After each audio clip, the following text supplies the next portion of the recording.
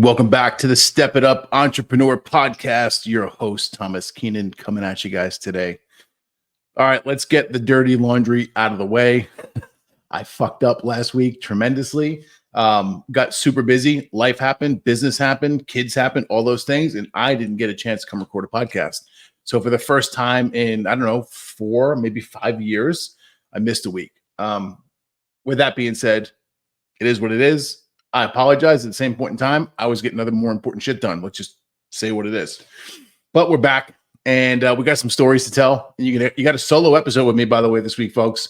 Just going to catch you up on some things going on in my life, going on in the business, some events popping off, some past events that just popped off, lots of cool things. And I've got some stories and some lessons to share with you guys that I think are going to resonate with a lot of you here who are in business for yourselves or who are looking to go into business for yourself. So I missed this podcast because typically I normally have a bank of episodes all set, recorded, in place. That's the system that we've designed, created, implemented, and it works pretty darn good until it doesn't. And to be honest with you guys, like I haven't had a lot of really good podcast pitches or guests come over that really excited me. And I was like, yeah, I'm going to get to this. I'm going to get to it. And well, long story short, I didn't get to it because life and just shit got crazy. So I missed my recording last week, and Aris on my team, Aris was hammering me. He's like, dude, we need a podcast. I'm like, yeah, I know. I just couldn't get to it. So with that being said, last week was pretty wild, pretty crazy. And I'll tell you the good part about it, and I'll tell you what led up to it. And then we're going to talk about some of the lessons you can learn there and extract, hopefully, that will help you in your own business and your business journey.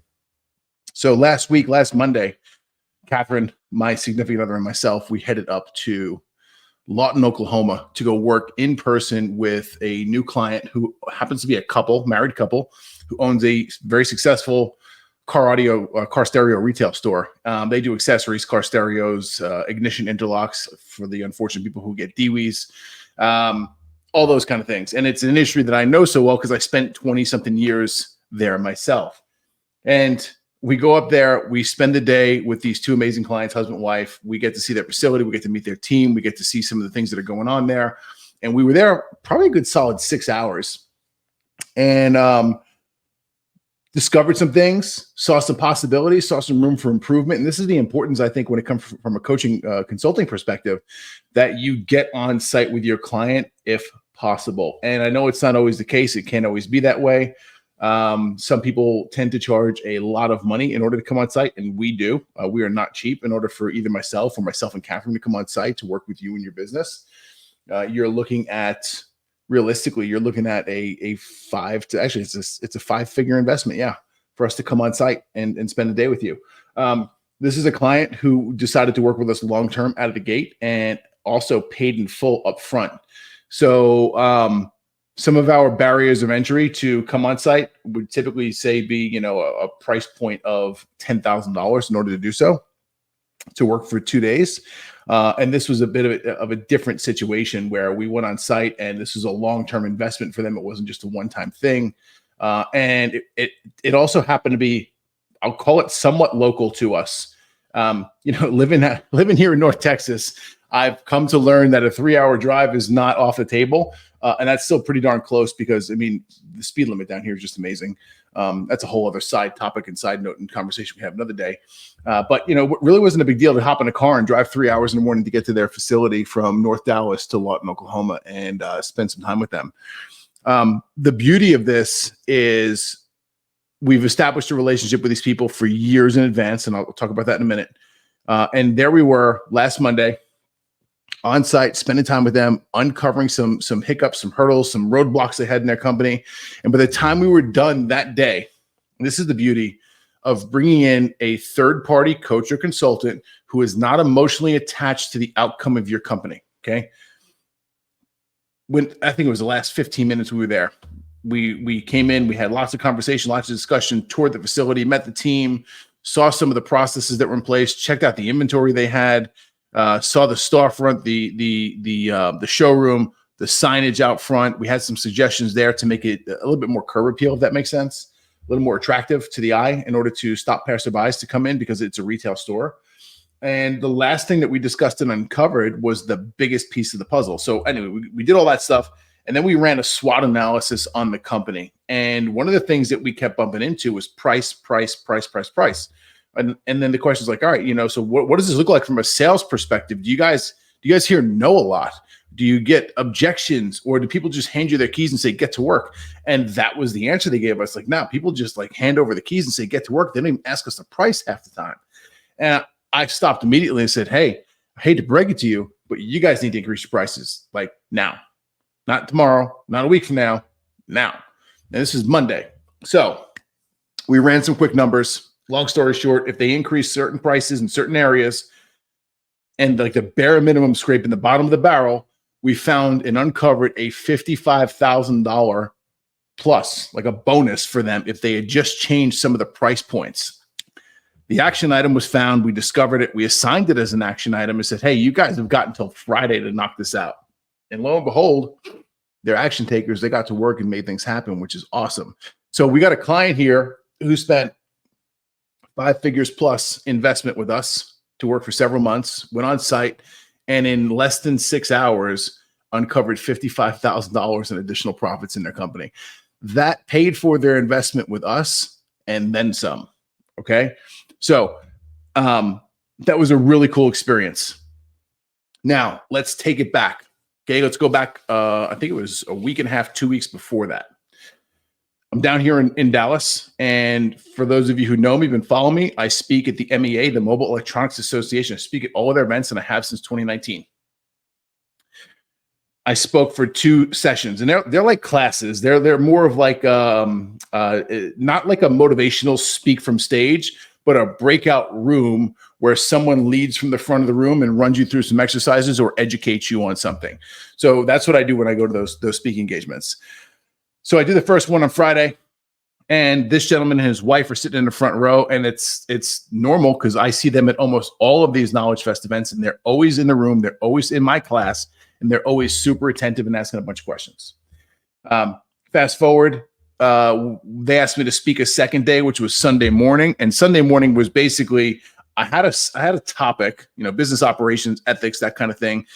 Part 1, and then Sunday was part 2. So we gave a lot of the strategies and theories on the Friday class, and then the Sunday class, we actually did workshop style things and help everyone in the room just get some shit done actually while we were there, which is pretty cool. It's my kind of event, by the way.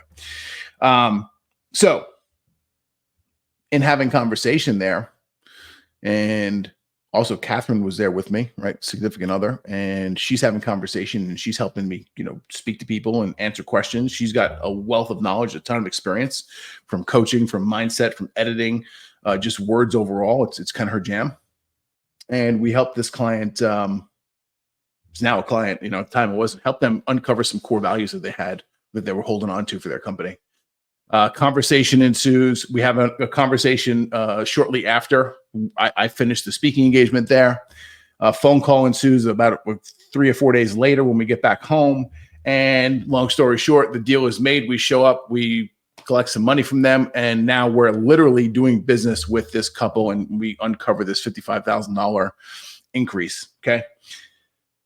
Here's what I want to talk about, and this is the big lesson I need you guys to really understand, and I'm going to try to unpack it as best I can here for you. My very first speaking engagement was in August of 2019 here in Dallas, and it was for the MEA, Mobile Electronics Association, at their event called Knowledge Fest. Okay, this event was the biggest one I think they had yet, as far as attendance, as far as the amount of vendors and what there. I think it was over 4,000 people at this event. And the breakout class that I spoke at probably had 150 to 200 people. The room was jam-packed. That was my first speaking engagement ever, okay? And prior to that, what got me that speaking engagement was becoming a published author, right? Prior to becoming a published author, I had real-world experiences in life and business. And at one point in time, I got the balls to say, hey, I want to tell my story, and I want to do it in book form. Me having the balls to do so, having the work ethic to do so, actually seeing the project through to the end and finalizing and publishing the book and marketing the book and telling the whole world about the book got me a speaking engagement. Cool. Okay. I hope you guys understand that, right? So it's this hard work that we did months, and or years ago, which leads to a result. So the book was worked on a year and a half prior to the speaking engagement, the invitation to come speak. The speaking engagement happens. This guy, who's now the client, and his wife, the guy, I don't think his wife was in the room at this time. This is August of 2019, folks. This guy's in the room, watches me speak. Later in the day, I decide, hey, I'm here for a couple of days at this event. I'm going to go upstairs to the pool and I'm going to hang out and adult for a little while. So I'm adulting in this pool, and lo and behold, this guy comes over who happened to be in my class, and we talked probably for 2 or 3 hours. Got to learn a lot about him, his life, some personal things that were going on at the time. He was handling and dealing with some the passings of some very close relatives. And, being a dad and being a husband and trying to run this retail facility, all these battles and struggles that we have as human beings, couple that with being a small business owner / entrepreneur. So I stayed in touch with this guy ever since, right? And every time he would come in, he'd have good questions. We'd interact. We'd give each other a hug. Hey, man, how you doing? Stayed in touch, right? Not like every day, every week, but stayed in touch, stayed relevant. When I would see this guy at upcoming Knowledge Fest events, which I would now for years leading forward, we had a couple of conversations about working together, but nothing ever came to fruition. Nothing ever came through.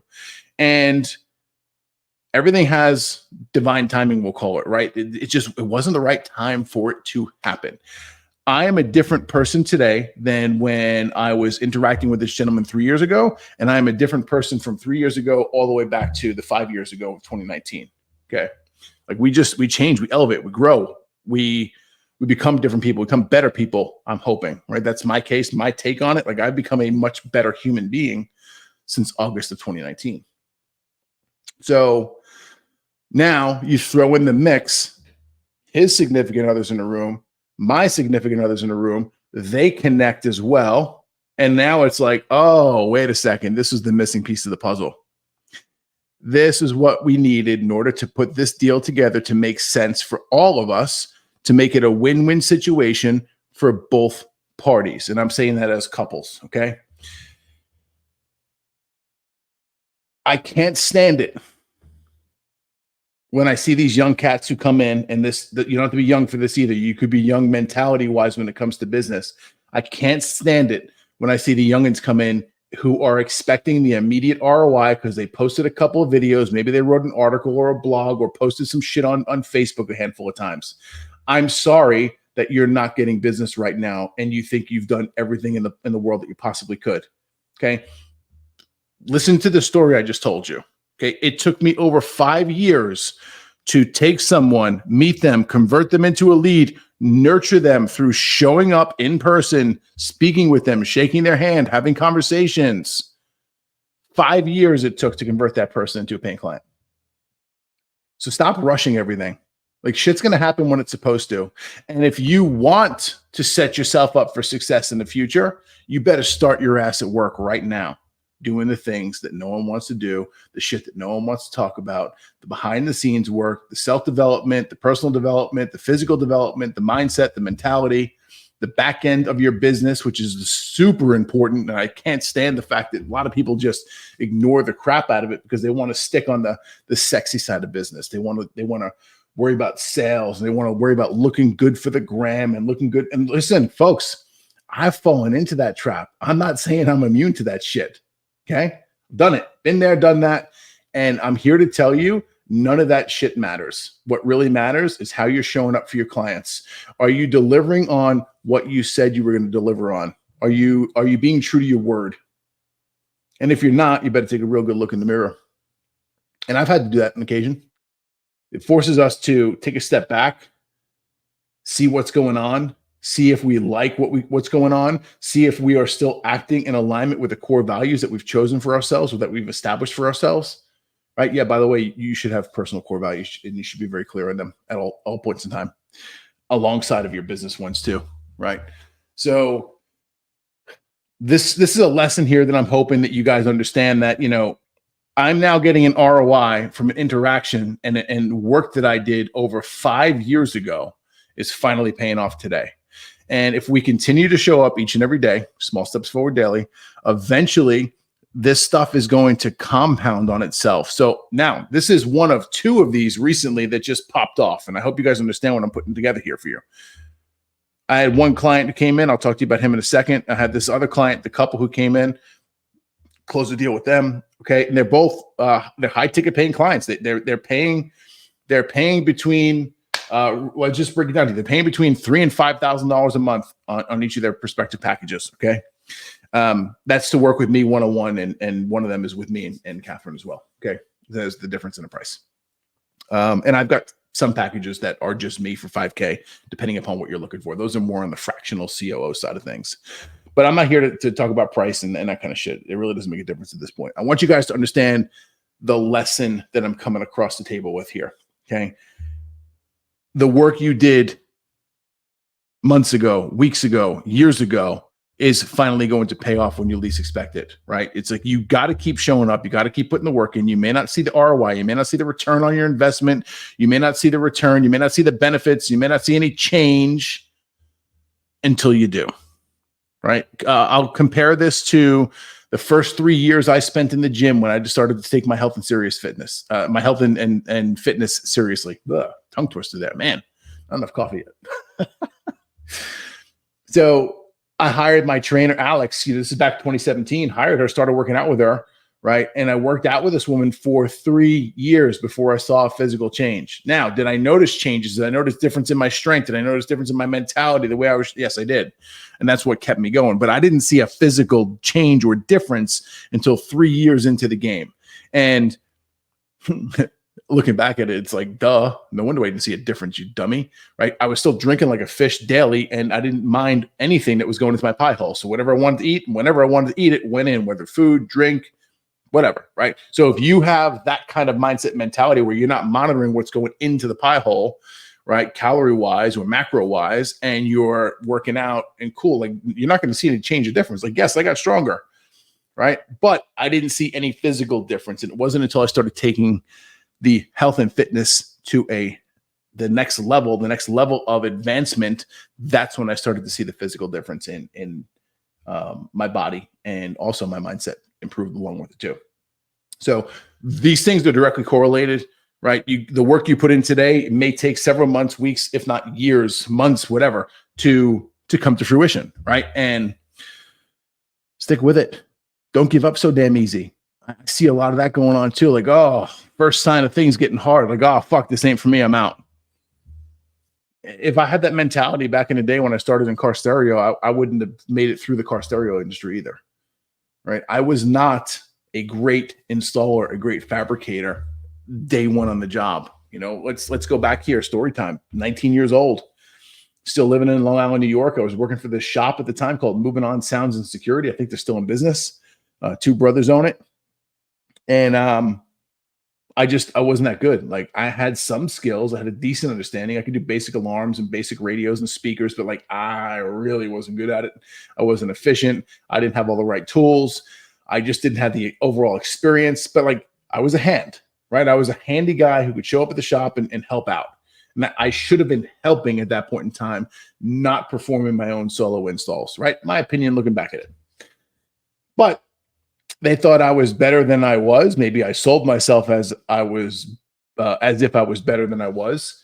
And I was working on cars solo a lot. And, you know, I was learning things as I went along, and I definitely wasn't fast. And there was 2 incidents in particular where I damaged a customer's vehicle. And the first one, I broke a light switch, or a door lock switch inside of a door on a Nissan Maxima, right? At the time, you had to take the door panel off and run wires in to make the door locks work, and I broke it. The second incident, I had a Toyota Camry that I was set to replace a power antenna in, and I didn't have the right tool to take the nut off the top of the power antenna. It's a very specific set that Snap-on makes, or some of the tool companies make. And it makes things really easy to take those antenna nuts off. And if you don't have it, you've got to use like a pair of pliers or a screwdriver. And like the pair of pliers, in my opinion, is going to mar up this nut, this chrome nut at the top of this antenna. So like I'm going to take it off. And my dumbass decides to grab a flat blade screwdriver and stick that into the corner and gently tap on it with the back of my hand, or a hammer at the time. And I slipped right? Like the screwdriver slipped off of this nut and scraped right down the quarter panel of this car and left a big old scratch. And it sucked. Like I was just really down and hard on myself. Like the inner self-talk was, I shouldn't be doing this. I'm not qualified. I'm a shitty installer. I'm terrible at this. I keep fucking people's cars up. Nobody in the shop likes me. The management doesn't like me. And I really still to this day don't think they did like me, but whatever. Looking back at it now too, I also realized that I was not a cultural fit for that company. I didn't jive with the way people were doing things there. They wanted jobs done fast, kick them out. Like I was more of like, hey, even though I wasn't great at what I was doing at the time, I'd rather take my time and have quality things roll out. And these struggles that I was running into and me damaging vehicles left and right, like just really made me question, like, am I in the right place? Am I doing the right thing? And if I hadn't have pushed through that, if I hadn't continued showing up and doing the work and getting better, I would have quit. And I came real close to quitting that multiple times. The saving grace for me there was at that point in time, I had this inclination that I wanted to go to trade school. And there was a trade school up in Boston, Massachusetts at that point in time. This is the summer of 1999, by the way, folks. I'm dating myself here, right? 25 years ago. Holy shit. So, right, 25 years ago? Yeah. I got to update my resume. It's actually not my resume, it's my bio. I think my bio says that I've been in the car stereo business for like 21 years or some crap. And it's longer than that, which is wild. So anyway, side note there, I just squirrel brain ADHD moment. So this trade school is there, and I wound up quitting the job at Moving On Sounds because I just didn't like the environment there any longer, and I kept fucking things up. I thought they were mad at me, but they really weren't.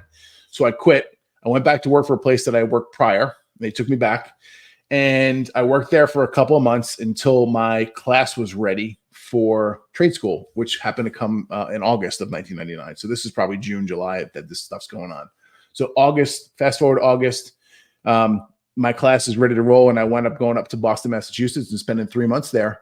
And the 3-month time frame that I was there was exactly what I needed. I got to learn from the true professionals who cared. This was a teaching environment, so they slowed things down until you got to understand them. And it wasn't until I left there that I had a higher level of consciousness, or I'm sorry, not consciousness. I had a higher level of confidence in myself. And now that I have this higher level of confidence, I want to go deploy the skill set and kind of show it off. So let's fast forward the story even further. I didn't expect to go here with this, but it is what it is. It's a good topic. Come back home to Long Island, meet a kid that I sort of kind of knew from the neighborhood. And I knew he worked at this place that I wanted to work at. And this is some spicy combo we can actually have regarding the Diddy case right now too, because he's involved in this. Whew, I have no idea where we're going here with this today, but fuck it, let's roll. So, all right, I come back to Long Island. I hit up this dude. I'm like, yeah, man, I just got done with trade school. Like I'm certified. I have a skill set. I can fabricate. Like I can do all these things. He's like, meet me at the store. I'll introduce you to the boss. So he introduced me to the boss. I'm not going to name his name here. Because A, he doesn't deserve it. And B, I just don't give a fuck. So I start working for this dude, and I thought I was really good until I wasn't. Like now I'm in an elevated environment once again, and there's people around me who know how to do things better, faster, more efficiently than what I can currently do. So I wound up working for this dude for 3 years. And in the 3-year period that I worked for him, I learned an absolute ton. And one of the cool things at the time that, you know, kind of drew me to working there was the simple fact that he worked on a lot of celebrities' vehicles. And one of the celebrities that we did a lot of work for was your boy P. Diddy, Puffy, who is in the news very heavily right now. And several experiences of driving into Manhattan late at night with my ex-boss and picking up his vehicles, dropping his vehicles off, and then working, you know, all ungodly hours trying to get things done and do some cool things. We did a bunch of vehicles for him and people who were surrounding him and other people who were in the music industry in the 3-year period that I was there. I didn't see anything. but none of what is going on right now in the news, and not that I watch the news, but I get some clips that come through from social media platforms. None of what is coming through right now is surprising to me whatsoever. I truly think that whatever this is, because it's evil, right? And I think it's a lot bigger than just Mr. P. Diddy himself. I think whatever it is going to get a lot of light shined on it. There's going to be a lot more people, big name people involved than we even realize at this point in time. And I think that finally the good people, good conscious people, people who are here for good intentions, not looking to hurt others, are finally going to have enough of this bullshit and eradicate it for good. That's my feeling on this. That's my opinion. Will it happen? I don't know. We're gonna see here in a couple months. That's all I'm gonna tell you. We'll see what happens. All right, folks. I hope you guys got some great information and understanding of what I've explained here for you today. Last piece of business that I want to kind of discuss is number one, we just wrapped up and held our very first local DFW meetup here. Caitlin Young and myself co-hosted this event at my office in Prosper. We had about 12 people who were in the room, which was very intentional. We capped ticket sales to 20 people. We filled 12 or so, which is ideal. We had a good enough group of people in there where we can dive in, have some really good conversation, keep it interactive, two-way questions kind of thing going on, and then help people on the backside of things as well. So the next one's coming up in November. The exact date, I don't know yet. I got to sit down with Caitlin and figure out what that's going to be. But if you're interested in that, you can head over to siuameetup.com. We'll have a link for that in the show notes as well. And it's going to be the same landing page link for any of those that we do. And we're going to try and do them monthly, if not quarterly, just to get some people together. And it's a good networking event. So if you're local here to Dallas, the DFW area, come on down. We'd love to see you there. If you need to, reach out to me if you have any questions. I'm more than happy to answer them for you. Next on the list, the high level event is coming up here October 21st through the 24th, I believe. It's going to be at the Statler Hotel in downtown Dallas. And got a buddy of mine who is in the high level community, and his name's Patrick Allman. He's been a guest here on the show multiple times. Patrick's a stud. I've known him for years. He's just really, really sharp dude when it comes to marketing, systems, operations, a lot of the things that I do and discuss, but he does that full time from a marketer's perspective, marketing agency. Patrick asked me to come in and basically co-host a meetup with him. And it's going to be on October 21st at 9 a.m. And it's the day before general admission opens for the high level event, which is pretty cool. The high level event's called Level Up, by the way. So if you're coming into town, if you're in DFW, if you want to learn more about high level, how to implement those systems and tools into your company, we'll have a link here as well for that. Matter of fact, let me just, I'll tell you what the URL is right now. Pull it up here. Okay. So if you want to sign up to this and if you want to come see us there, it's going to go to this URL, ghlbadass.com, ghlbadass.com. Go there, fill out the damn linky thing there. It's free. There's no charge to it. Answer some questions, and it's going to pull you in and basically tell you where the location of the event is. We've got a small room. It's not a tremendous room. I think we got room for 20, maybe 30 people in that room. So again, not a ton of people are going to be there, but we're looking to help people with the basic stages of implementing and rolling out high level or systems and processes within high level to just basically help you in business. That's the whole intent and why we're doing it. And Patrick's just a stud. He's an awesome dude. Got a ton of experience and knowledge there, more so than I do. And I'm pretty well versed in that area myself. So we're looking forward to that coming up. And with that being said, I apologize once again for missing last week's show, but we're back. We're back in business. And guys, take this information, run with it, and hopefully implement some of it so you can make things better in your own lives and businesses. Have a great day. Thank you for tuning in to the Step It Up Entrepreneur Podcast. Make sure you head over to stepitupentrepreneur.com and make sure you subscribe so you never miss an episode of the Step It Up Entrepreneur Podcast.